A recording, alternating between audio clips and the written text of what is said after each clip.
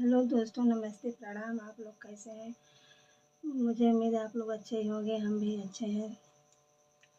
भगवान करे आप लोग स्वस्थ रहें। और मैं एक गीत गाने की कोशिश करती हूँ, आप लोग ज़रूर सुने। जितिया बंधन गीत है।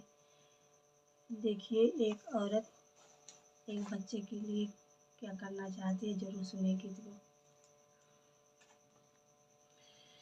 पेतर पख कै महीनावा हो जुतिया, माइक दीनावा हो जुतिया, माइक दीनावा हो।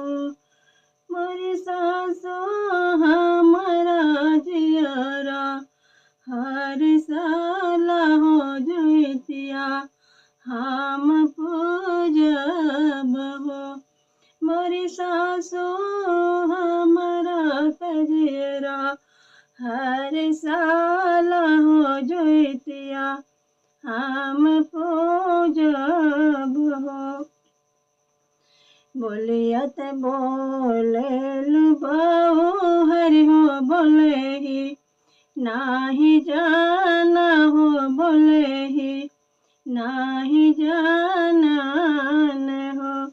मोरी बहुआर जे करे न गोदे मेललानावा हो जुतिया, कैसे पूजी हन हो। मोरी बहुआर जे करे न गोदे मेललाना। सासु त चली गईली हटिया हो ननदिया, ससुर जाले हो ननदिया, ससुर गईले न हो।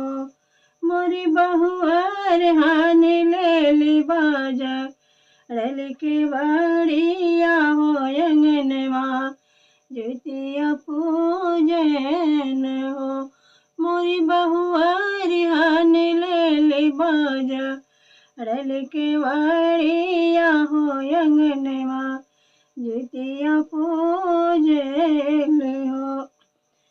सासु जे आई गईली हटिया हो ननदिया, ऐली ससुर से ननदिया, ऐली ससुर से हो। मोरी बहुआर खोल दे तू बाजा रल के वाड़िया हो भीतर चली आईत हो। मोरी बहुआर खोल दे तू बाजा रल के वाड़िया हो भीतर चली आईत हो। गन्ना के पेड़ भैल नारवा हो तकेला, फल खेड़िया हो तकेला, फल खेड़िया न हो। मोरी सखिया कल साज होई गैल लनवा हो परल भुइया लोरे न हो। दहिने हाथ को लेके बड़िया होत बाए, सासु पैया लागे हो।